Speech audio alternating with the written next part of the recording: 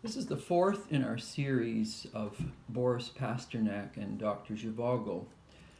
We have done this series because it's the 60th anniversary since Dr. Zhivago was published and Boris Pasternak in the autumn of 1958 won the Nobel Prize for Dr. Zhivago.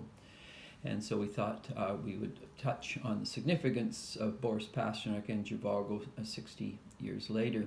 The first presentation I did was comparing the film 1965 Dr. Zhivago with Sound of Music, pointing out the difference between a comedic approach to both writing, film, and life, and a tragic comedic, which Dr. Zhivago is much more complex in terms of characters, plot, structure. The second, I looked at Dr. Zhivago, some of the major characters within the novel itself, lightly touching on the pros and contras, the complex nature of some of them, some very simple characters. Third, I looked at some of the poetry at the end of Dr. Zhivago. Today, which is the fourth of the series, I'm going to be looking at Thomas Merton and Boris Pasternak, Dr. Zhivago. I'm going to subtitle this, The Candle on the Window Burned. Significantly, the metaphor I'm using is from the poems in Dr. Zhivago, Winter Night, in which when one lives in a dark or winter time, the tendency is to isolate, despair, become depressed. There's no good fighting the darkness, there is no good fighting the night. But in the poem Winter Night, and throughout much of the novel Dr. Zhivago, it is the candle that burns in the night, in the winter. And so how does one maintain light in the midst of darkness, even if it is just a candle? Interestingly enough, Amnesty International, who I worked for, used that metaphor itself, better to light a candle than to curse the darkness. So we'll be looking at a little bit, I'll be touching briefly on a few themes of Thomas Merton, Dr. Zhivago, and Boris Pasternak. I'll be using a few sources, particularly Merton's articles in Disputed Questions. Probably one of Merton's longest articles was called The Pasternak Affair, and he wasn't talking about a literal affair. He was talking about the literary affair that erupted with the publication of Dr. Zhivago, the political implications of that, and the spiritual, religious underlying themes in Dr. Zhivago and Boris Pasternak's life itself. He also corresponded with Boris Pasternak from 1958. Thomas Merton initiated letter writing correspondence. Most of the letters were actually in the autumn of 58. And then Boris Pasternak's final letter came to Thomas Merton in February 1960, just before he died in May 1960. Interestingly enough, the letters that Merton sent to Pasternak and Pasternak to Merton, the letters by Merton to Pasternak, many of them were intercepted by the CIA, and we are still in the process of getting letters from Freedom of Information of the letters Merton sent to Pasternak, because the question that could be asked in the midst of the Cold War, what was an American monk doing writing a Russian? Surely he must be a commie sympathizer, without realizing that in fact both Pasternak and Merton tended to transcend the ideologies of their particular geographical, historic, political context. And so these were these men who stood for what we call a Christian humanism, a classical Christian humanism. And at the heart of it, in one of Merton's letters to Pasternak, he talks about the very important Russian tradition of sobernost, or unity, not only formal and material unity, but soul unity, where one is knit together with another. And Merton felt a certain affinity or unity with Boris Pasternak and the novel itself. This comes perhaps as an interesting point as we're discussing sobernost with a Roman Catholic, Merton, and then someone coming from the Russian Orthodox tradition, Boris Pasternak, in a period of time in which the Archbishop of Constantinople took a position that Ukrainian Orthodox is autocephalic, which has caused a reaction from the Russian Orthodox Church. And so, in fact, you have these divisions fragmenting versus the notion of unity or sobernost, of which someone like Thomas Merton and Boris Pasternak very much embodied in terms of their life. I might just mention here, before I move on a little bit, the historic context of Dr. Zhivago itself. Stalin died in 1953, and most were cognitively aware that some of the worst purges and atrocities that took place in Russia were under the Stalinist regime. When Khrushchev came to power in 1953, many felt a thaw, a minimal thaw, was occurring in Russia, the criticisms of the Stalinist regime. And so Boris Pasternak, who up to that time, for the most part, earlier in his life, had written poetry, he'd done a lot of translating, Shakespeare, Rilke, Goethe. He was probably one of the most important Russian translators of broadly speaking European classical literature at the time. But with Khrushchev coming to power, there was a sense that perhaps a bit of a spring thaw was occurring in Russian public, religious, political life. And so Boris Pasternak wrote the Dr. Zhivago in the early years of the mid-1950s. And the hope was that that it would be accepted with this thaw coming along, because the Dr. Zhivago itself certainly raises pungent and poignant questions about the violence that took place after 1917 and even before, and the sheer carnage that was wreaked on people's lives, whether you're on the political right, left, divisions within the left, within the right, and how Dr. Zhivago, Laura, and others survived all of this at a very personal, existential level in that sense. Now, even though there was this thaw on Khrushchev in 1956, you had Russia invaded Poland and Hungary. Interestingly enough, it was that invasion of Poland that many Polish people fled as refugees, many coming to the United States, Canada, Europe. And decades later, that's actually how I was introduced to Thomas Merton in the 1970s. Many of the families who fled Poland, I lived in an area in Toronto, the West End, which was largely Anglo-Canadian. But with the refugees coming, many Polish families came. Of course, their children were born in the early, mid-1950s. I went to school with them.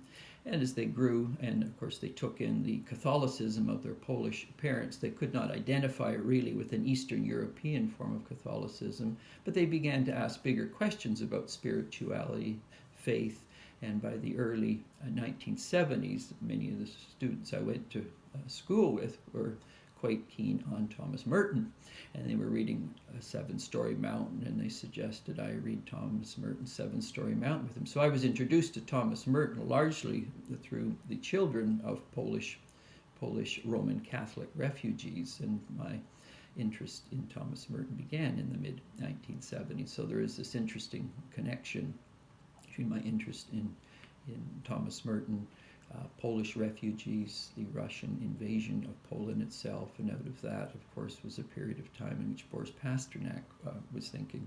So the context in which Dr. Zhivago emerged in 1958 in an English edition, it had been published earlier in other editions, but in the English edition, and then he went on to win the Nobel Prize in 1958 for this book. What is going on in Merton's first essay then in dealing with the novel Dr. Zhivago, his first longer essay, it's called The People with Watch Change, and he juxtaposes life, people who try and live meaningfully, with those who are concerned with order and efficiency and predictability. And he says, "My sister called life, like a tidal wave breaking, swamps the bright world in a wall of spring rain. But people with watch change grumble and frown with poisoned politeness like snakes in the corn." Much of Dr. Zhivago itself, Zhivago, it's the name itself, meaning life. What does it mean to live fully, meaningfully, deeply, substantively, amidst and in a context of oppression, where violence is taking place? How do you hold a candle up in the darkness or in the winter night? How does Dr. Zhivago, how does Laura live this life? One level, you obviously have Laura, who goes from one suffering, one betrayal to another, yet she continues to love, tries to continue to live life. So her initial betrayal by her mother, who essentially is a prostitute for Komarovsky. He essentially funds her sweatshop business She gets sick, and eventually Laura ends up being taken by Komarovsky initially to a very expensive restaurants, ball, dancing, and then, of course, the affair that begins with them. So she's betrayed as a teen by her mother. She's betrayed by a very conniving, subtle, sleazy man who insists on his own will and way. Then she marries Pasha, who she thought was an innocent, affable young man. He goes on, as he watches the terrible atrocities occurring, to get very politically involved, and he becomes one of the leading opponents of the whites, and he wipes out villages, and he becomes Strelnikov. Interestingly enough, at the end, when he, throughout much of the novel and even the film, he talks about the personal is dead, and in that sense he's repressed the Pasha, but at the end he tries to return to Laura as he realizes that what he has done in the name of an ideal has in fact undermined the very ideal he has set out to claim. And then, of course, her relationship with Zhivago itself is a situation in which at moments there's tenderness, there's kindness, there's separation, they're coming together again, and the situation there in which nothing really is permanent for her. And so, but she continues to love and continues to be there. And so there's someone like Laura embodies, or Larissa in the novel, someone who continues to live life in the midst of disappointments, betrayals, yet she's not going to slip into despair, into cynicism, into isolationism. But life is so strong in her, as is love, that she will continue to live. And of course she disappears essentially at the end of the novel. No one knows where. And so, but what Pasternak has done is looked at, as I mentioned, in this which Merton holds very, very poignantly in terms of the sister life, like a tidal wave breaking, swamps the bright world in a wall of spring, unlike the watch chain people. And so you have in this contrast in which Merton picks up very clearly in the people with watch chains who want to order, control, and at a legitimate level. And Zhivago is raised with this because he's raised in he himself starts with tragedy, of course. The novel begins with his mother's death, his father's poverty, which has come upon him, and Komarovsky, the lawyer, is largely responsible for bringing his father down, and then his father commits suicide. So Zhivago himself begins his life in the tragic, the winter, the darkness. And yet he's raised in a fairly affluent family. He's given the best education in Moscow. He becomes a doctor. He does right, but he's acutely aware of the economic disparities, the injustices that are going on, and so his heart is tender towards suffering because he grew up knowing tragedy and suffering. His upbringing and his education put him amongst a class of the wealthy and who are doing very well. So on the one hand, he's very much for the revolution, the overthrowing of the aristocratic class, the wealthy class, the indulgent class, the class to some degree of Komarovsky. But the means that is being used by the revolutionaries is problematic. And in a sense, they become the very thing they hate and are despising. And so Zhivago, like a Hamlet, which is the first of the poems, gets caught in this tension between, I'm for the critique, I'm for overcoming the injustices, but the means that is being used is highly problematic. And as a doctor, I'm to love life on both sides. And so how do you hold together life and the importance of life that transcends political ideologies?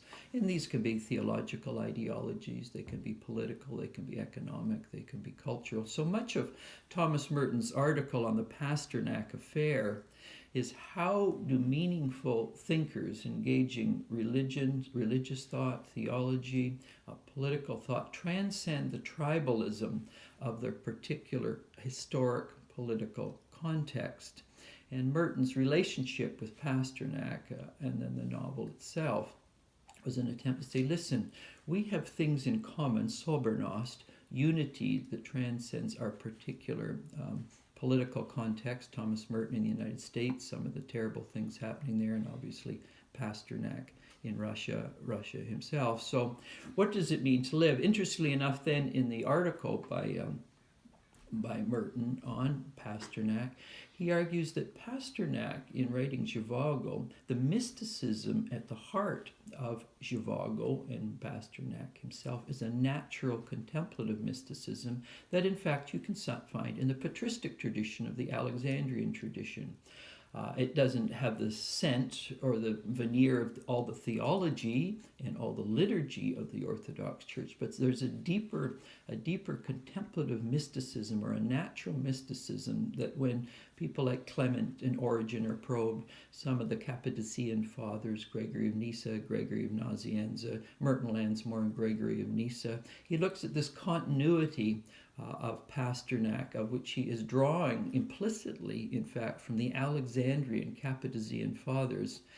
And this is the underlying current, as it were, in Dr. Zhivago. So there's this implicit patristics, an Alexandrian patristic tradition in Pasternak that's all there for those who have eyes to see. And then Merton moves on to say, well, look at the important Russian Orthodox thinkers like Berdyaev and Solovyev and all of these people very much embody that Alexandrian Cappadocian tradition of which Boris Pasternak is implicitly writing about in Dr. Zhivago, remembering it was illegal under the communists virtually to talk about Christianity. Many churches and cathedrals were destroyed. So how does one articulate a Christian vision in an implicit, sideways manner in which the vision is still articulated, but it's not explicit?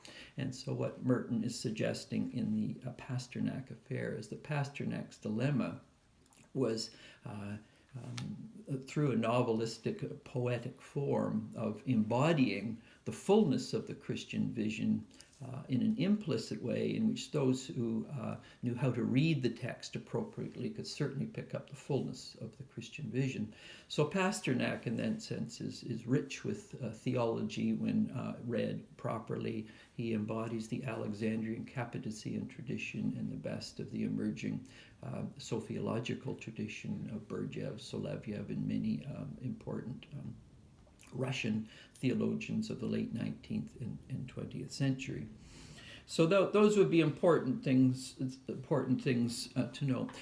One of in the letters between, and if we go from the patristic Alexandrian tradition in Dr. Zhivago to the correspondence between Merton and Pasternak. One of the poems Merton had written, which is very interesting, was Prometheus, and he sent it to Boris Pasternak.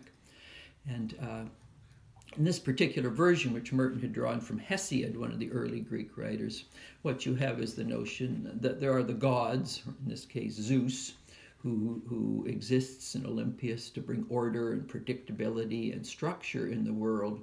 But he was a god of wrath and anger, and if you dared to differ with him, you would be punished, and there was violence and vindictiveness. So Prometheus comes to steal the fire because you can't trust God. You don't know how he's going to respond. And if there's any disagreement, doubting, questioning of God, then there is immediate punishment. And so Prometheus loves humankind, and he wants humankind to flourish. And the fear is that Zeus will not give the fire to humankind for light and life. And so Prometheus has to steal it. And as a result of that, Prometheus is punished by Zeus. And so Merton's poem hinges on a certain read of Hesiod's Zeus and the punishment of Prometheus. And Prometheus then basically saying, like in a secular age, or in Russia in this context, either God is an angry, bitter, vindictive being, or God is simply absent. God is silent. God is not eminent in human history anymore. So humanity, like Prometheus himself, had to take history into his own hands and build the utopia, the new world, the better world. And of course, Pasternak quite appreciated that because he lived in a world under Stalin and even Khrushchev, who followed, in which Prometheus was seemingly going to build the new utopia, and then just the carnage that followed from that. What was very interesting, though, as Merton read Aeschylus's work on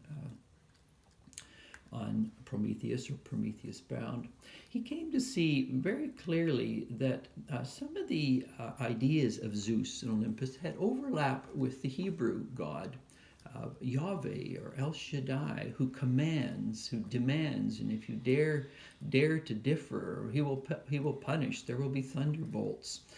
This God selects and chooses and punishes, and there's wrath and anger. And so, what's the difference then between elements of the Zeus of the Olympian myth and elements of the god of the Hebrew tradition, or even in Scandinavian mythology of Odin?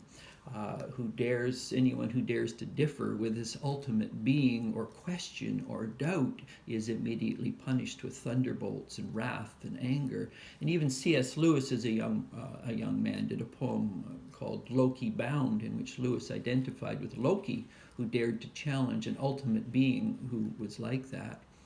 And so what you get in Thomas Merton's work on, initially with Pasternak, he tends to critique Prometheus for daring to differ with Hesiod's version of Zeus. But by the time he reads Aeschylus, who comes a little later than Hesiod, he sees that, in fact, if your notion of God is a violent, angry God of order and structure, and if you dare to disobey him, then perhaps Prometheus is the good and the ultimate being as it's understood in a certain way. And this can be an issue both for the Jewish tradition of the Hebrew canon or Old Testament, the Greek tradition, or Scandinavian myth. Then perhaps Prometheus is a good, and his role in terms of challenging a view of God which is highly problematic and dysfunctional, and almost a warrior God who commands and demands obedience without any questioning, is problematic. So Merton, in his another little book, The Behavior of Titans, he looks at a different understanding of Prometheus, which is very helpful in terms of understanding theology and our understanding of God and the relationship, more importantly, of the humanity on its journey through time and its understanding. What is God actually like? We have texts, we have myths. Which God are we talking about? Which is an idol? And how do we critique and understand these sort of things? So even though Merton, as I mentioned,